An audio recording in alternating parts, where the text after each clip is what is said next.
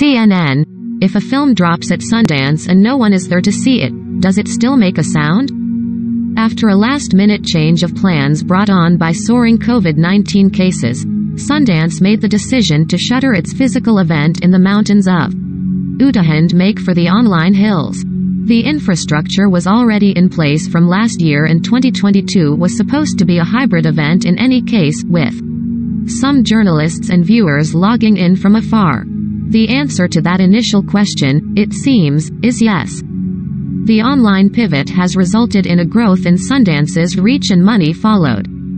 Apple TV paid a reported $15 million for Cooper Raif's coming-of-age comedy Cha-Cha Real Smooth, while Sony Picture Classics bought Oliver Hermanus' Living, a remake of Akira Kurosawa's Akiru, for around $5 million, and Searchlight spent $7.5 million on the Emma Thompson-fronted sex-positive chamber piece Good Luck to You, Leo Grande. On the documentary side, National Geographic cleaned up Buying the Territory, a profile of indigenous conservationists in the Brazilian Amazon, along with festival smash hit Fire of Love, about married volcanologists, while Netflix swooped in on Descendant, Margaret Brown's moving account of the search for the last slave ship to reach U.S. shores by the descendants of those who were on board. None of these films were awarded grand prizes from Sundance juries, however.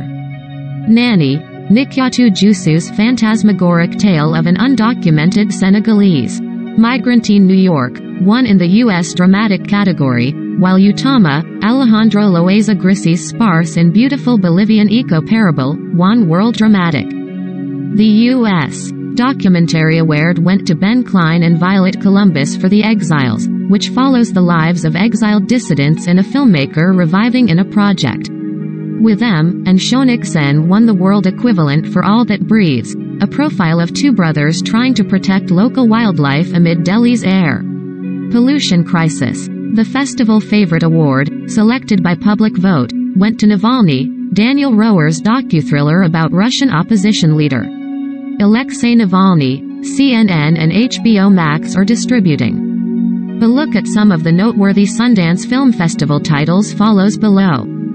You Won't Be Alone. Numi Rapace and Goran Stolevsky's You Won't Be Alone. Goran Stolevsky's dazzling fable about a body-swapping witch in 19th-century Macedonia has much to recommend it.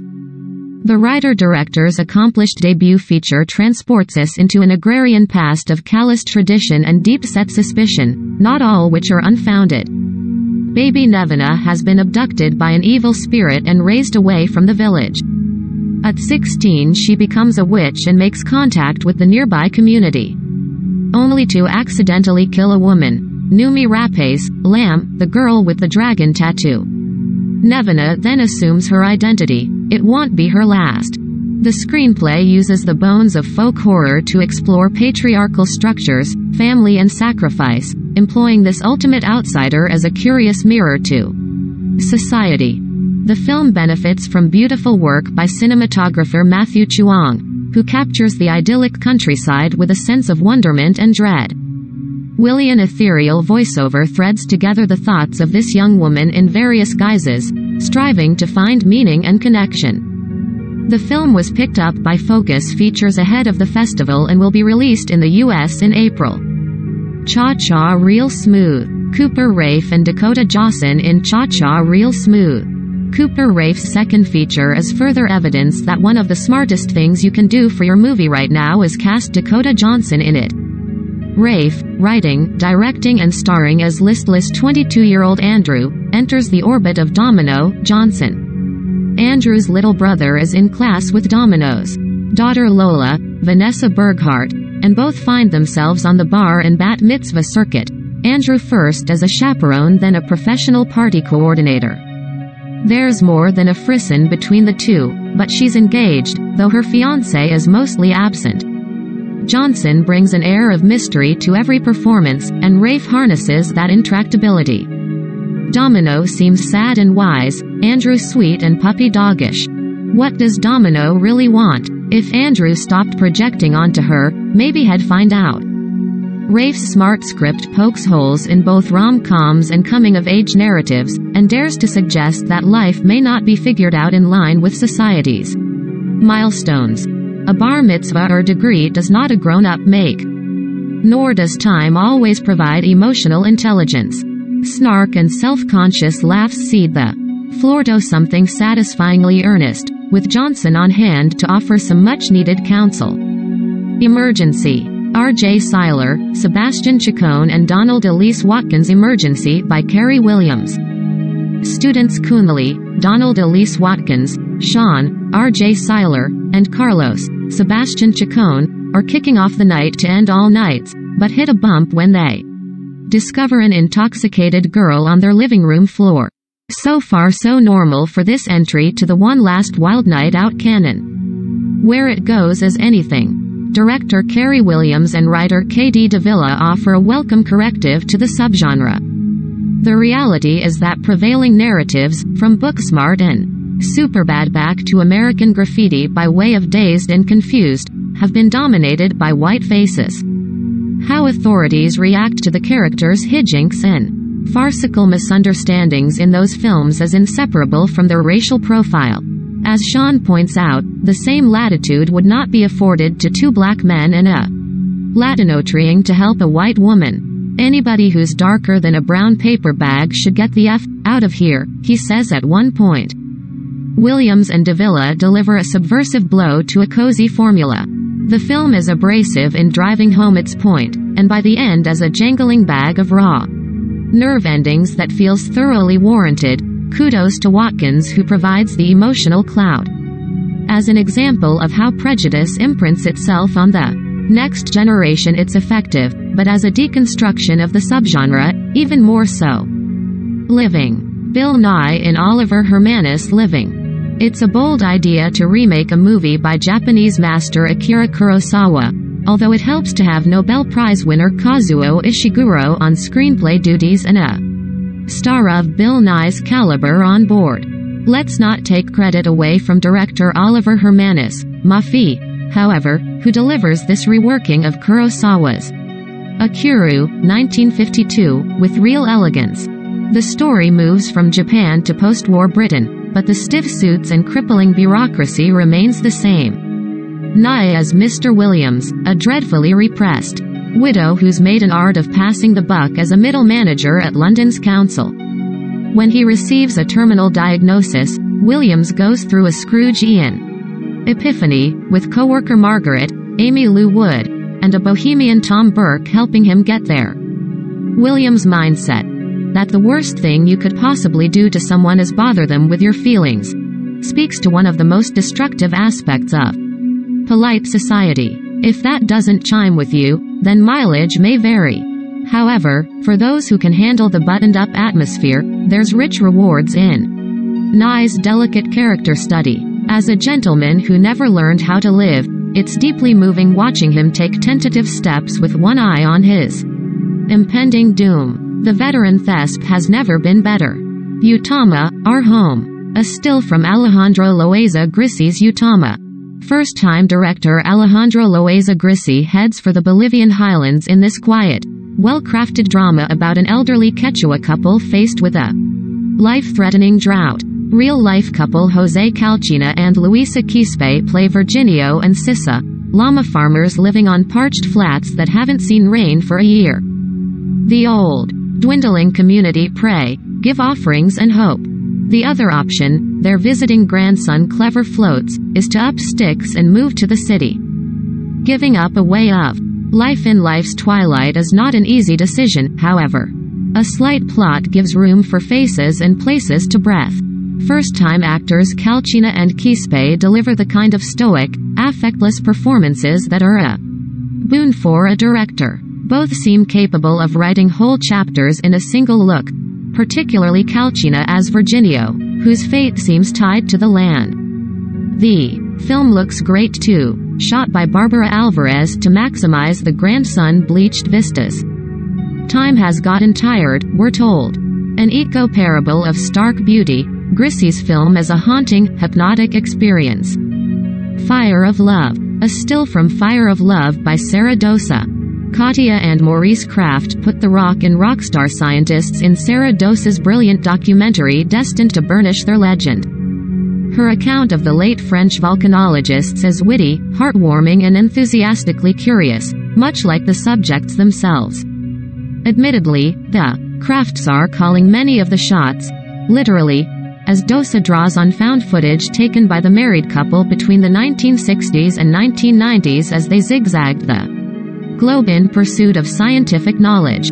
But what footage it is! Just watching is enough to make you want to don one of their silvery protective suits. The Krafts were no stranger to the spotlight, evidenced by clips from talk show interviews and news reports. These scientists had a public persona, and Morrissey particularly knew how to leverage their fame to finance their daring-do, and how their daring-do bolstered their fame. Paddling into the middle of a sulfuric acid lake in a rubber dinghy may have scientific merit, but it also makes for a thrilling story. Not that the couple, and by extension the film, is ever insincere about their vocation. We feel their devastation when thousands are killed by Mount Ruiz, Colombia in 1985, and feel for the couple, picking through the aftermath of Mount St. Helens' monstrous eruption in 1980. It will kill me one day, Maurice says of his relationship with his work. We know that a volcano will claim them both, as Miranda July's voiceover explains to us at the start of the film. This knowledge frames everything that follows. However, rather than paint them as reckless or spike the film with a dose of fatalism, Dose's portrait of a marriage, to each other and to volcanoes, remains earnest and full of admiration. Emily the Criminal. Aubrey Plaza in Emily the Criminal. Any film that allows Aubrey Plaza to unload like this is a worthy endeavor, and writer-director John Patton Ford gives the actor a lot to tear into as a debt-laden graduate digging herself out of a hole. The titular Emily has fallen behind her peers. Earning crumbs in Los Angeles gig economy, a coworker puts her in touch with a quick money dummy shopper. Operation involving cloned credit cards and soon-to-be black market goods. It's a ballsy scam and a good showcase for Emily's chops. She's wants more of a taste, linking up with Theo Ross's Youssef for more lucrative, and more risky, jobs. Ford's film is a true thriller, built around a series of stressful set pieces and little let-up in between. Comparisons to the Safdie brothers' Good Time and Uncut Gems are inevitable, but Ford's film contains a stronger moral backbone. Emily wants to live straight, but a criminal record, for reasons best left unsaid, is a career obstacle. When interviewing for a long-term internship, she rightly calls out the employer when it becomes clear it's unpaid. The labor market's broken, and exploitative practices on both sides of the law aren't all that different. Plaza is given a great showcase for her brand of weary righteousness, pouring scorn where she sees fit. Emily is far from perfect, but we're always sympathetic toward her and her get money crusade. That's star power for you. Good luck to you, Leo Grande. Emma Thompson and Daryl McCormick in Sophie Hyde's Good Luck to You, Leo Grande. Breathless headlines will tell you Emma Thompson bears all in this sex-positive drama from Sophie Hyde. That may be true, but they only prove the point. Made by screenwriter Katie Brand. That women past a certain age are expected to retreat from their bodies and bodily pleasure, rather than find cause for. Escort Leo, Daryl McCormick, is here to help widowed teacher Nancy Thompson do just that. Brand builds a trim screenplay around 3 meetings in a bland hotel room. If the space is lacking imagination, it's only a reflection of Nancy's vanilla love life to date. She's on the other side of 31 years of marriage and has never had an orgasm. Achingly self-conscious and racked by feelings of hypocrisy and inadequacy, but also proud and prickly. Leo couldn't be nicer, or is that professional, and over the course of the movie is out to prove that sexual healing isn't limited to the act itself. Hyde's chamber piece could easily be a stage play with its limited setting and tight focus on 2 actors circling one another. The ever-great Thompson, Finn's an equal sparring partner in McCormick, whose breakout turn is sure to attract plenty of attention. Tender, smart and uplifting, it's already starting. Lucy and Daisy. A still from Lucy and Daisy, directed by Amy Poehler. Amy Poehler's documentary about Lucille Ball and Daisy Arnaz looks at the famous couple's professional and personal relationship. Poehler takes the talking heads route, with Bette Midler, Norman Lear, Carol Burnett and others weighing in. However, her most insightful interviewee is Balint Arnaz's daughter Lucy Arnaz Luckenbill, who offers an intimate view of their marriage and its aftermath. More than anyone, she ties the whole story together. Archival footage and home audio tapes are on hand to illustrate the couple's rough ride to fame, their many achievements and the ways they changed the industry, from house sitcom I Love Lucy introducing the rerun model to the other iconic shows incubated by their company Desilu Productions. Poehler tells their story with love. The Sundance Film Festival concludes on January 30th.